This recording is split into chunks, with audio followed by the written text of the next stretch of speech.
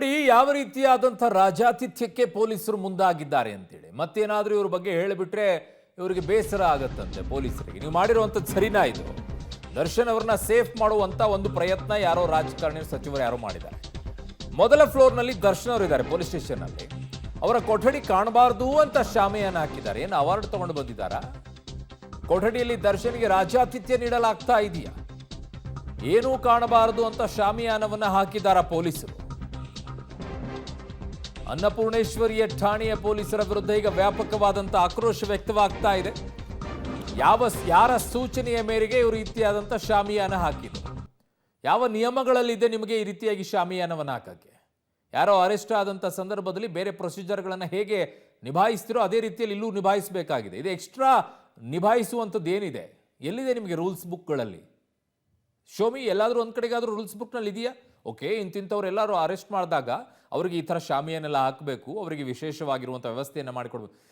ಕೋರ್ಟ್ನಲ್ಲಿ ಹೋಗ್ಬಿಟ್ಟು ನಾವು ಇನ್ನೂ ವಿಚಾರಣೆ ಮಾಡಬೇಕಾಗಿದೆ, ನಮಗೆ ನಮ್ಮ ಕಸ್ಟಡಿಗೆ ಕೊಡಿ ಅಂತ ಕೇಳ್ಕೊಂಡಿರೋರು ಈ ರೀತಿ ಪೆಂಡಾಲ್ ಹಾಕಿರುವಂಥವ್ರು ನೀವು ಯಾವ ವಿಚಾರಣೆ ಮಾಡ್ತೀರಾ? ಹಾಗಿದ್ದಾಗ ಕಾಟಾಚಾರಕ್ಕೆ ಹೋಗ್ಬಿಟ್ಟು ಸ್ಥಳ ಮಹಜರು ಮಾಡ್ಕೊಂಡು ಬಂದ್ರ? ನನ್ನ ಸಹೋದ್ಯೋಗಿ ಉಮೇಶ್ ನನ್ನ ಸಂಪರ್ಕಕ್ಕೆ ಸಿಗ್ತಾ ಇದ್ದಾರೆ. ಉಮೇಶ್, ಹಾಗಿದ್ದಾಗ ಕೋರ್ಟ್ನಲ್ಲಿ ಯಾಕೆ ಹೇಳಬೇಕಾಗಿತ್ತು ಇವರು ನಮಗಿಷ್ಟೆಲ್ಲ ಅನುಮಾನಗಳಿದೆ, ಇವ್ರನ್ನ ಇಷ್ಟು ವಿಚಾರಣೆ ಮಾಡಬೇಕಾಗಿದೆ, ಹಂಗೆ ವಿಚಾರಣೆ ಮಾಡಬೇಕಾಗಿದೆ, ಹಿಂಗೆ ವಿಚಾರಣೆ ಮಾಡಬೇಕಾಗಿದೆ, ನಮ್ಮ ಕಸ್ಟಡಿ ಕೊಡಿ ಅಂತೆಲ್ಲ? ಏನು ಕೊಟ್ಟಿದ್ದು. ಈಗೇನು ಶಾಮಿಯಾನ ಹಾಕೊಂಡು ವಿಚಾರಣೆ ಮಾಡೋದು ಇವರದ್ದು? ಏನು ಚಳಿ ಜಾಸ್ತಿ ಆಗ್ತಿದೆಯಂತ ಇವರಿಗೆ? ಅರುಣ್, ರಾಜ್ಯ ಪೊಲೀಸ್ ಇಲಾಖೆ ಇತಿಹಾಸದಲ್ಲೇ ಇದೇ ಮೊದಲ ಬಾರಿಗೆ ಅನಿಸುತ್ತೆ ಈ ರೀತಿಯಾಗಿ ಪೊಲೀಸ್ ಠಾಣೆಗೆ ಶಾಮಿಯಾನ ಹಾಕಿರುವಂಥದ್ದು. ನಿಜಕ್ಕೂ ಪೊಲೀಸರ ಈ ನಡೆ ನಿಜಕ್ಕೂ ಸಾಕಷ್ಟು ಅನುಮಾನಗಳಿಗೆ ಎಡೆ ಮಾಡಿಕೊಡ್ತಾ ಇರುವಂಥದ್ದು. ಪ್ರಮುಖವಾಗಿ ನಟ ದರ್ಶನ್ ಏನಿದ್ದಾರೆ ಅವರ ಆರೋಪಿಗಳಿಗೆಲ್ಲರಿಗೂ ಕೂಡ ಒಳಗಡೆ ಏನು ನಡೀತಾ ಇದೆ, ವಿಚಾರಣೆ ನಡೀತಾ ಇದೆಯಾ ಅಥವಾ ನಡೀತಾ ಇಲ್ವಾ ಅನ್ನೋ ಅನುಮಾನಗಳು ಕೂಡ ಕಾಡ್ತಾ ಇರುವಂಥದ್ದು. ಪ್ರಮುಖವಾಗಿ ಪೊಲೀಸ್ ಠಾಣೆ ಸುತ್ತೂ ಕೂಡ ಶಾಮಿಯಾನ ಹಾಕ್ತಾರೆ. ಅದು 6 ಅಡಿ 8 ಅಡಿ ಎತ್ತರಕ್ಕೆ ಇರುವಂಥ ಶಾಮಿಯಾನ ಹಾಕ್ತಾರೆ. ಯಾರಿಗೂ ಕೂಡ ಒಂದೇ ಒಂದು ವಿಜಲ್ ಕೂಡ ಹೊರಗಡೆ ಅಂತ ಸಿಗಬಾರ್ದು. ಮತ್ತೆ ಪೊಲೀಸ್ ಠಾಣೆ ಹಿಂಭಾಗದಲ್ಲಿ ಒಂದು ಜಾಗ ಇದೆ, ಅಲ್ಲೂ ಕೂಡ ಶಾಮಿಯಾನ ಹಾಕಿರುವಂಥದ್ದು. ಪೊಲೀಸ್ ಠಾಣೆಗೆ ಎಂಟ್ರಿ ಆಗಿದ್ದಂಥ ಇನ್ಸ್ಪೆಕ್ಟರ್ಗಳೇನು ನಿಲ್ಲಿಸ್ತಾರೆ, DCPಗಳೇನು ಕಾರ್ ನಿಲ್ಲಿಸ್ತಾರೆ, ಆ ಜಾಗದಲ್ಲೂ ಕೂಡ ಪ್ರತ್ಯೇಕವಾಗಿ ಒಂದು ಶಾಮಿಯಾನ ಹಾಕಿರುವಂಥದ್ದು. ಅಷ್ಟರ ಮಟ್ಟಿಗೆ ಇಲ್ಲಿ ಆರೋಪಿಗಳನ್ನ ಸೆಕ್ಯೂರ್ ಮಾಡುವಂಥ ಕೆಲಸವನ್ನು ಪೊಲೀಸರು ಮಾಡ್ತಾ ಇರುವಂಥದ್ದು. ಯಾಕೆಂತಂದ್ರೆ ನಿನ್ನೆ ಏನು ಮಹಜರು ಪ್ರಕ್ರಿಯೆಗೆ ಹೋದಂಥ ವೇಳೆಯಲ್ಲೂ ಕೂಡ ಸುಮಾರು 1/2 ಕಿಲೋಮೀಟರ್ಗಳ ವ್ಯಾಪ್ತಿಗೆ ಯಾರನ್ನೂ ಕೂಡ ಬಿಡದಂತೆ ಬ್ಯಾರಿಕೇಡ್ ಹಾಕುವಂಥದ್ದು, ಅವರನ್ನ ವೈದ್ಯಕೀಯ ತಪಾಸಣೆ ಕರ್ಕೊಂಡು ಹೋದಂಥ ಸಂದರ್ಭದಲ್ಲೂ ಕೂಡ ಮಾಧ್ಯಮಗಳ ವಾಹನಗಳಿಗೆ ಅವ್ರದೇ ವಾಹನಗಳನ್ನ ಅಡ್ಡ ನಿಲ್ಲಿಸುವಂಥದ್ದು, ಅವ್ರನ್ನ ತಡೆಯುವಂಥದ್ದು, ಈ ರೀತಿಯ ಕೆಲಸಗಳನ್ನು ಕೂಡ ಮಾಡ್ಕೊಂಡು ಬರ್ತಿದ್ರು. ನಾವೇ ವರದಿಗಾರಿಕೆ ಮಾಡಿದಂಥ ವೇಳೆಯಲ್ಲಿ ಸಾಕಷ್ಟು ಪ್ರಕರಣಗಳು ನೋಡಿದ್ದೀವಿ.